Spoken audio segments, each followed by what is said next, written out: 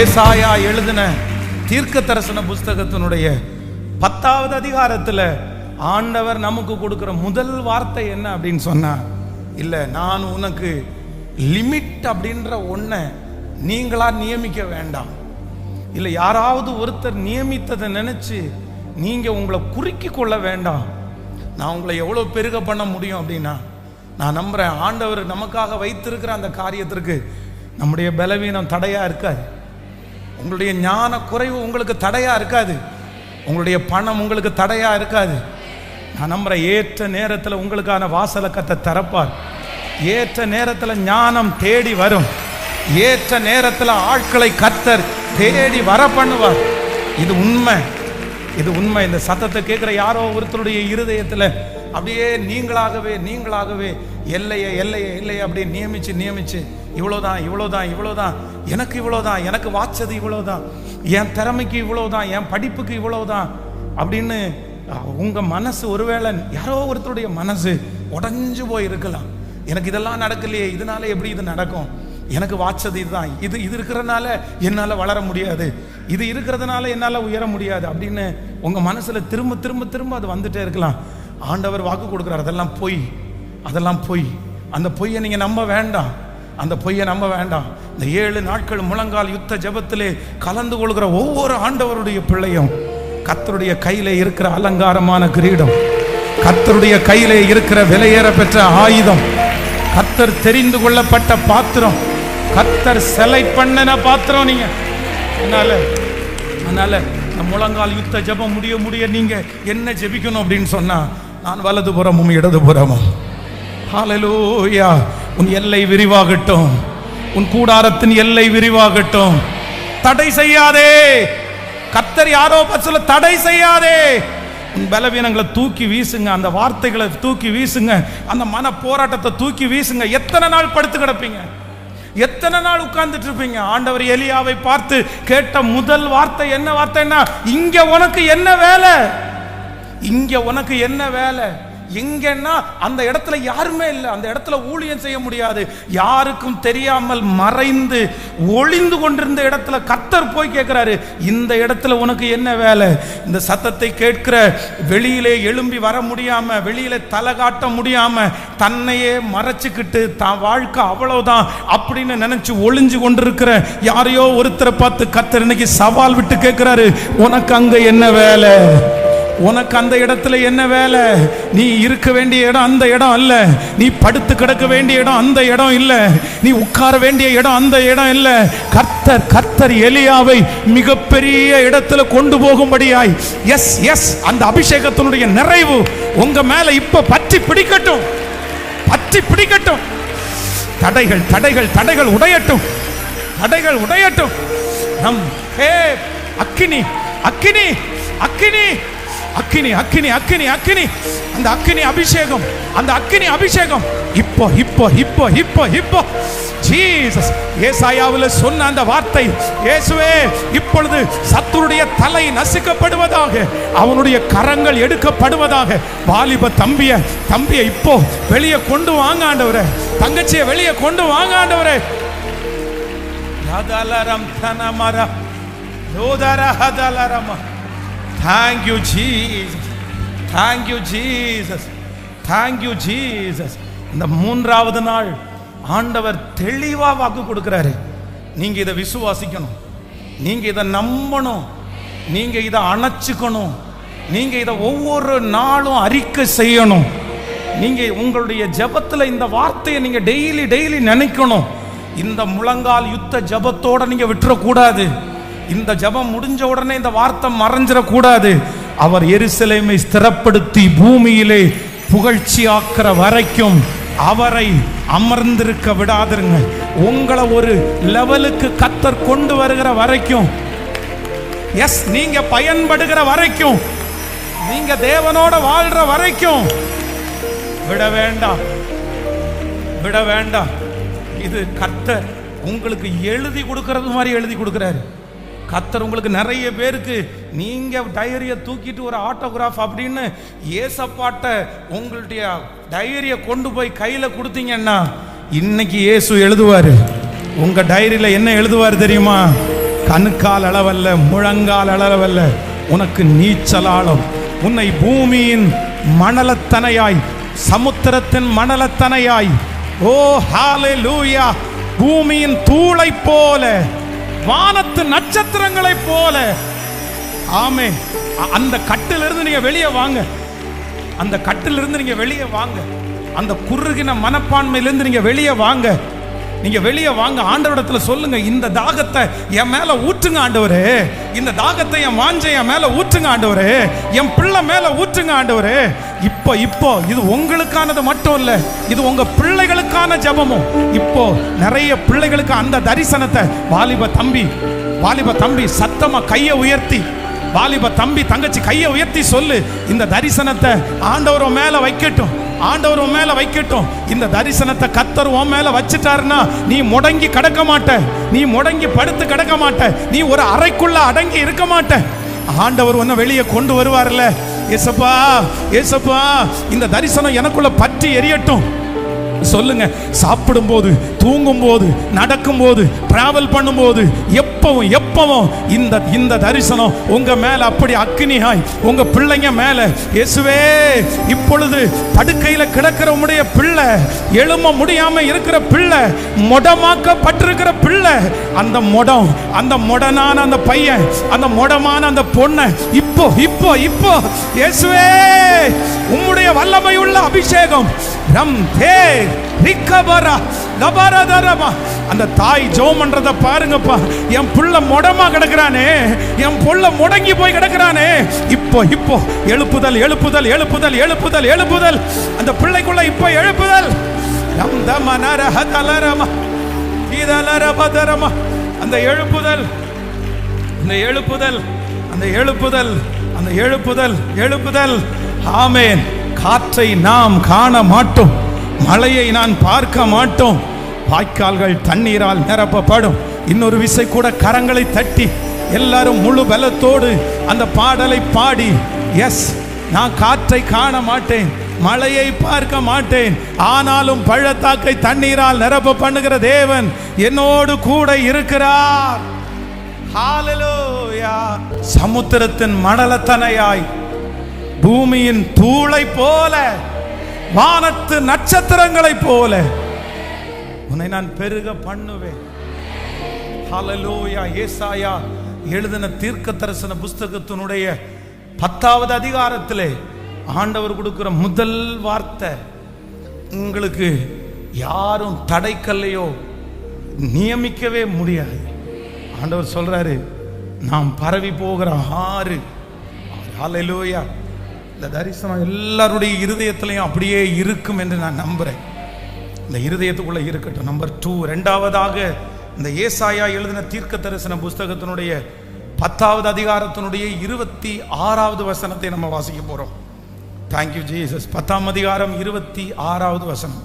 ஓரேப்பிலே கன்மலை அண்டையிலே மீதியானியர் வெட்டுண்டது போல் சேனைகளின் கர்த்தர் அவன் மேல் ஒரு சவுக்கை. நல்லா கவனிங்க ஆண்டவருடைய பிள்ளைகளே, இந்த இடத்திற்கும் இந்த அதிகாரத்திற்கும் இந்த சூழ்நிலை, இந்த ஓரேப் அப்படின்ற இடத்துக்கும் சம்பந்தமே இல்லை. ஆனா ஆண்டவர் தம்முடைய பிள்ளைகளுக்கு வேற ஒரு விஷயத்தை ஆண்டவர் சொல்லிட்டே வர்றாரு. உன்னை எப்படியெல்லாம் நான் நடத்த போறேன் அப்படின்னு சொல்லிட்டு வரும்போது இடையில ஆண்டவர் என்ன காமிக்கிறார் அப்படின்னா, ஏற்கனவே ஓரேப் என்கிற ஒரு இடத்துல நடந்த ஒரு சம்பவத்தை இங்க ஆண்டவர் கொண்டு வந்து காமிக்கிறார். சொல்றார், எப்படி நடந்துச்சு அப்படின்னா, நான் உனக்கு செய்ய போறேன். எப்படி செய்ய போறேன்னா, ஓரேப்பிலே கன்மலை அண்டையிலே மீதியார் வெட்டுண்டு போனது போல்.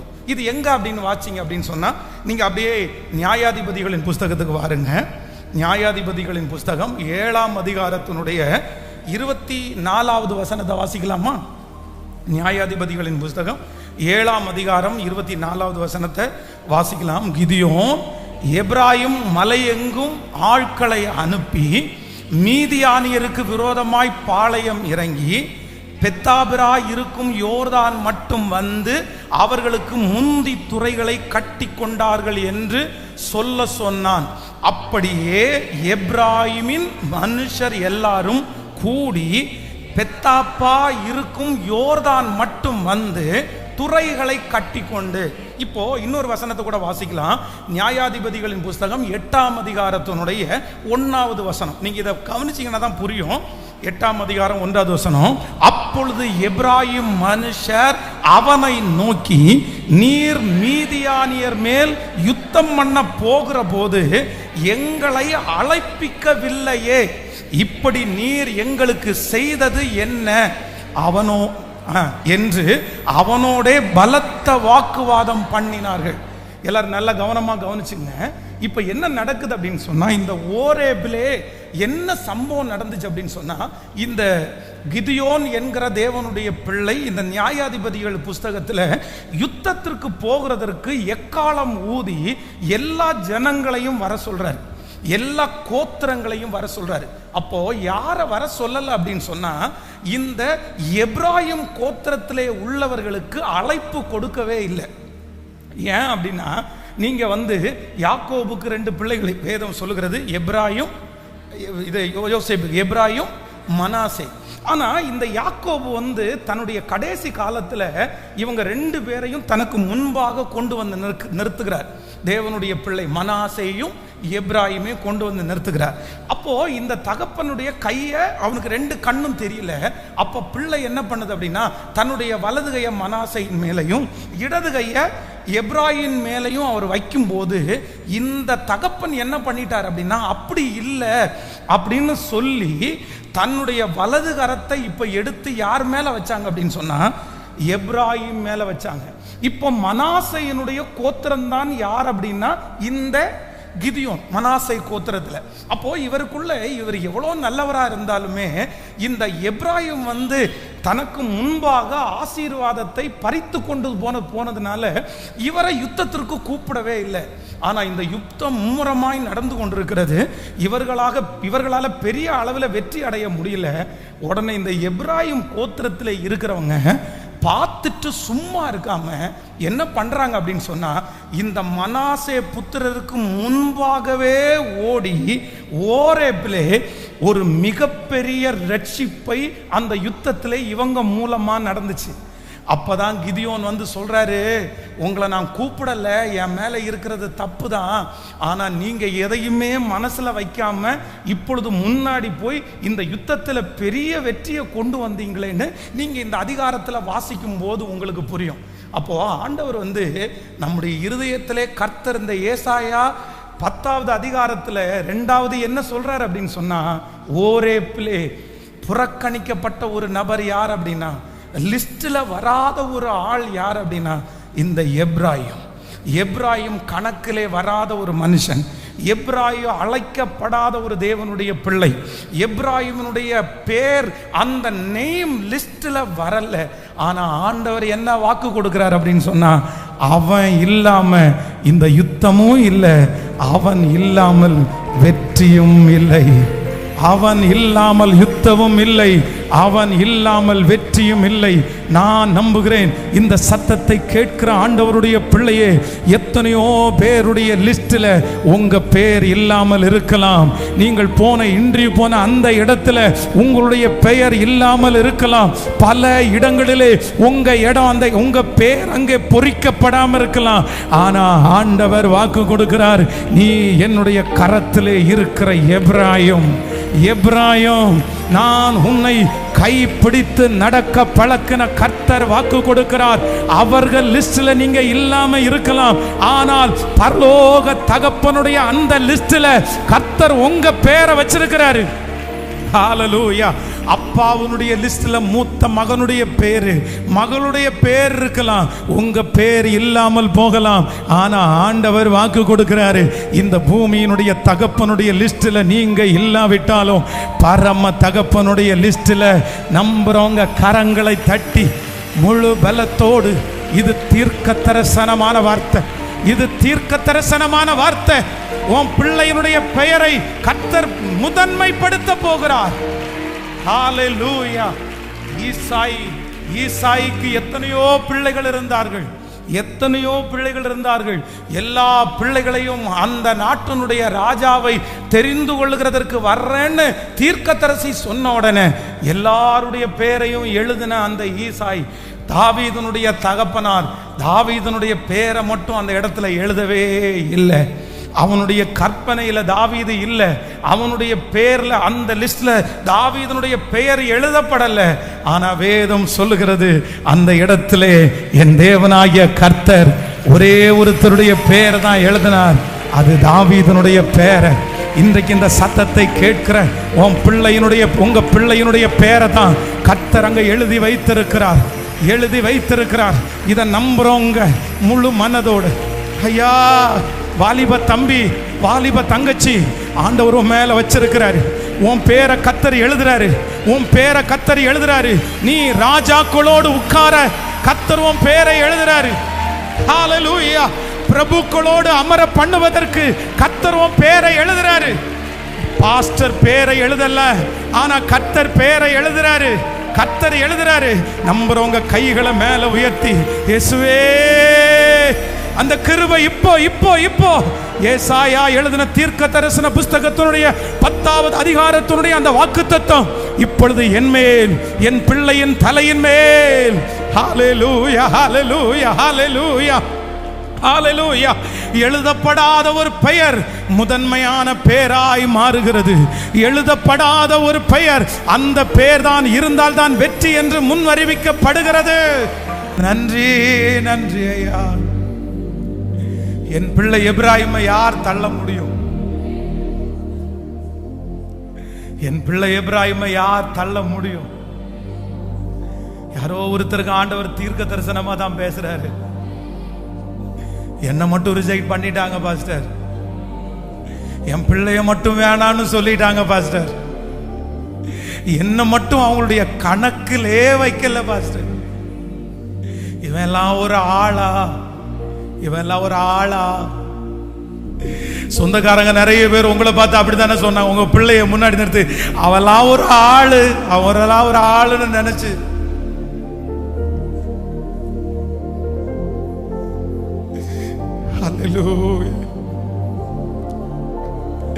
கிதியோன் ரொம்ப நல்ல மனுஷன் தான், கிதியோன் ஆண்டவருடைய பிள்ளை தான். ஆனா என்னமோ தெரியல, கிதியோனுக்கு கூட அவங்கள கூப்பிடணும்னு மனசு இல்லை. எங்க பாஸ்டர் நல்லவங்க தான் பாஸ்டர், எங்க அம்மா நல்லவங்க தான், ஆனா அவங்களுக்கு கூட என்ன கூப்பிடணும்னு இல்லையே. மற்ற யாருமே என்ன லிஸ்ட்ல கொண்டு வராததை குறித்து கூட நான் கவலைப்படலை பாஸ்டர். ஆனா இவங்க கூட என்ன புறக்கணிச்சாங்கல்ல, இவங்க கூட என்ன வேண்டான்னாங்கல்ல.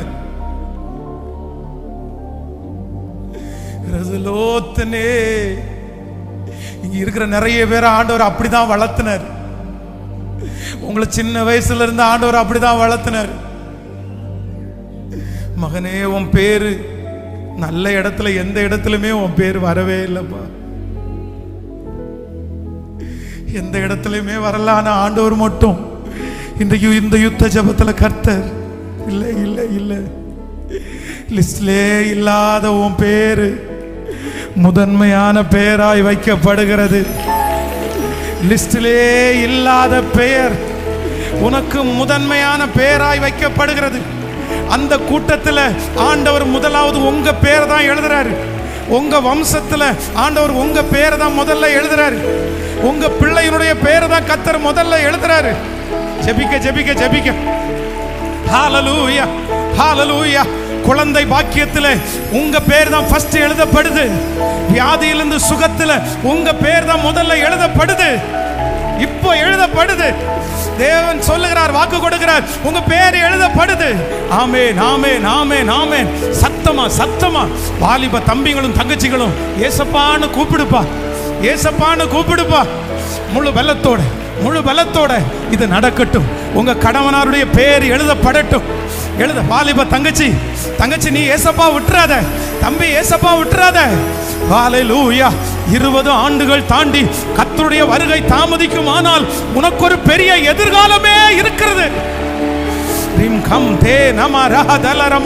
கர்த்தர் இன்னைக்கு அதை எழுதுறாரு, நெற்றியில இன்னைக்கு அடையாளம் போடுறாரு. இன்றைக்கு பரலோகம் ஒரு நோட்டோடு எஸ் இங்கே வருமானால், இந்த ஜெபிக்கிற இடத்துல சத்தத்தை கேட்குமானால், உங்க பேரை நன்றி ஆண்டவரே, நன்றி ஆண்டவரே, சொல்லிட்டே நன்றி ஆண்டவரே, நன்றி ஆண்டவரே, நன்றி ஆண்டவரே. ஆகாது என்று தள்ளினார்கள், ஆனால் மூளைக்கு தலைக்கல்லாய் மாற்றுகிறவர், மூளைக்கு தலைக்கல்லாய் மாற்றினவர். ஹல்லேலூயா, ஹல்லேலூயா. நன்றி ஆண்டவரே. என்னுடைய கண்களுக்கு முன்பாக கொண்டு வர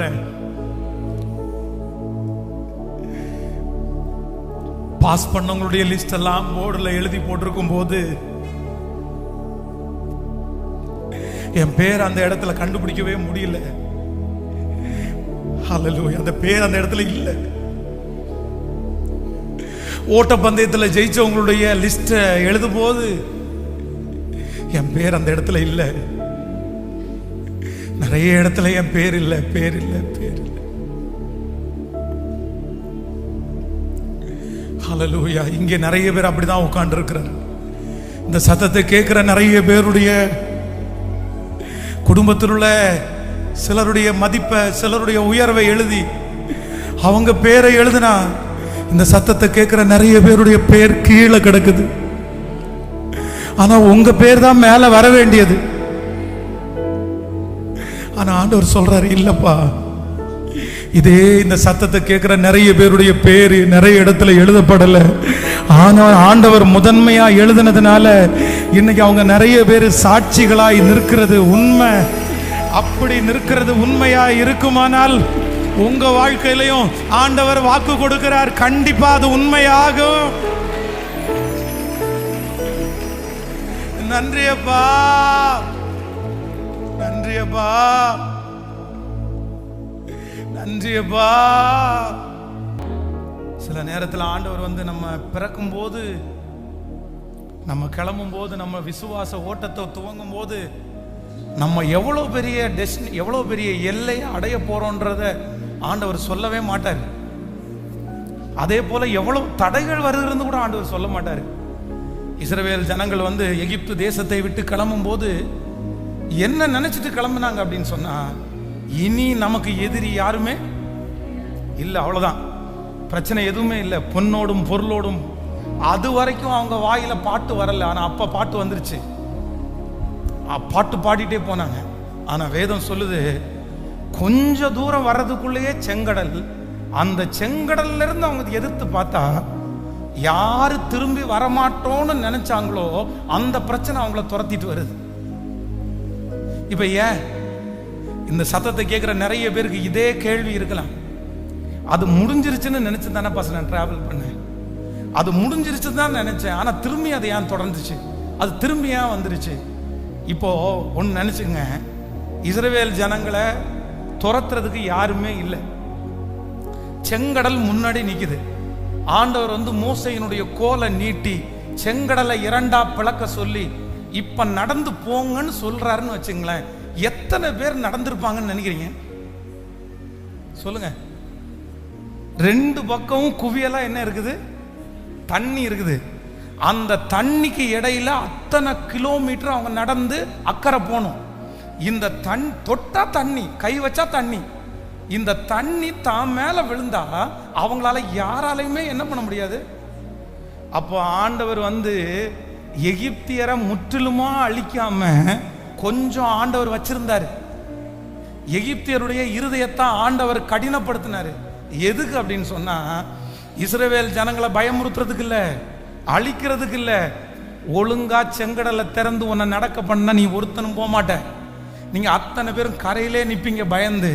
ஆனா உங்களை துரத்துறதுக்குன்னு ஒரு ஆளை வச்சா நீங்களாகவே செங்கடலை, நம் தேவனாகிய கர்த்தர் நமக்கு எதை செய்தாலும் நன்மைக்காகவே செய்கிறவர். உங்களுக்கு விரோதமாய் இருக்கிற அத்தனை பிரச்சனைகளையும் நன்மைக்காகவே வைத்திருக்கிற அந்த தேவனுக்கு கரங்களை தட்டி முழு பலத்தோடு ஹல்லேலூயா. ஏசாயா எழுதின தீர்க்க தரிசன புஸ்தகம் 10வது அதிகாரத்தினுடைய இந்த மூன்றாவது ஒரு ஆசீர்வாதத்தை ஒரே வரியில சொல்லி உங்களுக்காக ஜெபிக்க போகிறேன். 10ஆம் அதிகாரத்தினுடைய 27வது வசனத்தை வாசிக்க போகிறோம். 10ஆம் அதிகாரம் 27வது வசனம். அந்நாளில் உன் தோளில் நின்று அவன் சுமையும் உன் கழுத்து நின்று அவன் நுகமும் நீக்கப்படும். அபிஷேகத்தின் நுகம் முறிந்து போகும். அந்நாளில் உன் தோளிலிருந்து அவன் சுமையும் உன் கழுத்திலிருந்து அவன் நுகமும் நீக்கப்படும். அபிஷேகத்தினால் நுகம் முறிந்து போகும். ஹல்லேலூயா. மூன்றாவதாக ஆண்டவர் வாக்கு கொடுக்கிறார். இந்த மூன்றாவது நாள் முழங்கால் யுத்த ஜெபத்திலே ஏசாயாவின் தீர்க்கதரிசன் 10வது அதிகாரத்தில் கர்த்தர் சொல்கிறார், கழுத்தில் இருக்கிற அவனுடைய நுகத்தை, அவனுடைய சுமையை நான் என்ன பண்ணுவேன்னா அதை நீக்கப்படும். பல வருடங்களாய், பல மாதங்களாய், வம்சா வழியாய் கழுத்திலே சுமந்து கொண்டிருக்கிற வியாதி என்கிற சுமை, கடன் என்கிற அந்த நுகம், அவமானம் என்கிற அந்த நுகம், குறைவு என்கிற அந்த நுகம், அடிமைத்தனம் என்கிற அந்த நுகம், வியாதி என்கிற அந்த நுகம், அந்த வார்த்தை என்கிற அந்த நுகம், கர்த்தர் வாக்கு கொடுக்கிறார். இந்த மூன்றாவது நாள் கர்த்தருடைய ஆவியானவர் கடந்து வரும்போது அந்த நுகங்கள் உடைக்கப்பட்டு கொண்டிருக்கிறது. அந்த நுகத்தை உடைக்கிற தேவன் நம்மத்திலே இருக்கிறார். ஹல்லேலூயா. Thank you Jesus. இந்த 7 நாளைக்குள்ளே ஒரு பெரிய மாற்றத்தை கர்த்தர் உங்களுக்கு தருவாரா? இந்த 7 நாட்களுடைய கூட்டத்திற்கும் கலந்து கொள்ளும் போது நீங்க எப்படிதான் வரணும்னா, ஐ ஆம் ஸ்பெஷல், நான் தேவனால் தெரிந்து கொள்ளப்பட்ட ஒரு பாத்திரம், தேவனால் முன்குறிக்கப்பட்ட ஒரு பாத்திரம். Thank you Jesus. எல்லாரும் சேர்ந்து ஒரு பாடலை பாடி உங்களுக்காக ஜெபித்து நான் முடிக்க போகிறேன். இன்றைக்கு ஆண்டவர் அநேக வார்த்தைகளால் நம்மை தேற்றி இருக்கிறார். இந்த வார்த்தை பென்ஸுடைய வார்த்தை அல்ல, இந்த வார்த்தை ஒரு மனிதனுடைய எழுத்து அல்ல. இந்த வார்த்தை வானத்தையும் பூமியையும் அண்ட சராசரங்களையும் படைத்த என் தேவனாகிய கர்த்தருடைய வார்த்தை. அந்த வார்த்தை கண்டிப்பாக உங்க வாழ்க்கையில, இந்த சத்தத்தை கேட்கிறவருடைய வாழ்க்கையில நிறைவேறும். என் காரியங்கள் வாய்க்க பண்ணும் கர்த்தர் என்னோடு கூட இருக்கிறார். அவர் என்னை கடைசி வரையிலும் நடத்த வல்லவர். என் காரியம் வாய்க்கும். கர்த்தர் நேரத்தில் காரியம் வாய்க்கும். ஹல்லேலூயா. ஏசாயா எழுதின தீர்க்கதரிசன புத்தகம் 10வது அதிகாரத்திலே நீ சொன்ன அத்தனை நல்வார்த்தைகளும் இந்த சத்தத்தை கேட்டுக் கொண்டிருக்கிற ஒவ்வொரு பிள்ளைகளுடைய தலையின் மேல் ஆம் என்றும் ஆமென் என்றும் அப்படியே தங்குகிறதற்காக நன்றி. குழந்தை பாக்கியம் இல்லாதவருடைய குழந்தைகள் கிடைக்கட்டும். கடன் பிரச்சனை மாறட்டும். வியாதியிலிருந்து விடுதலை உண்டாகட்டும். தகப்பனே, இந்த 7 நாட்களும் உங்க பிள்ளைகளை எதற்காக ஜெபிக்கிறார்களோ, எந்த ஜெப குறிப்பு அவருடைய இருதயத்தில் இருக்கிறதோ அத்தனைக்கும் ஆண்டவர் கிருபையாய் பதில் தருவீரார். இந்த சத்தம் தொனிக்கப்படுகிற ஒவ்வொரு வீடுகளிலையும், ஒவ்வொரு வாகனங்களிலையும், ஒவ்வொரு இடங்களிலையும் உங்க மகிமை அப்படியே அளவு கடங்காத விதமாய் இறங்குகிறதற்காக ஸ்தோத்திரம், ஸ்தோத்திரம். இந்த 7 நாட்களும் தடையில்லாமல் இந்த ஊழியம் நடக்கட்டும் ஆண்டவரே, நடக்கட்டும் ஆண்டவரே.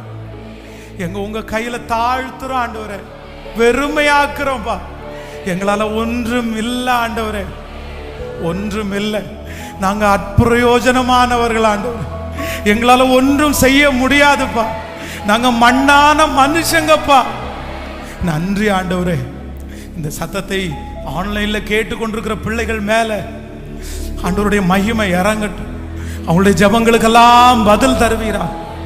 எங்களுடைய திருச்சபையினுடைய இடத்திற்காக நாங்கள் வாங்கப்பட்ட அந்த கடன் தொகையை சீக்கிரமா முடிச்சிடணும் ஆண்டவரே. அதற்கு ஒரு வழிவாசலை தரீங்கப்பா. அதற்கு ஒரு பாதையை உண்டு பண்ணுங்க ஆண்டவரே. எங்க சூழ்நிலை உங்களை தவிர வேற யாருக்குப்பா தெரியும்? நீங்க அதை செய்ய வல்லவர். நன்றி அப்பா. நம்முடைய பிள்ளைகளை மனதார ஆசீர்வதிக்கிறேன். உங்க பிரசன்னம் தொடர்ந்து நடத்தட்டும். இயேசுவின் மூலம் ஜெபம் எடுக்கிறோம் நல்ல பிதாவே.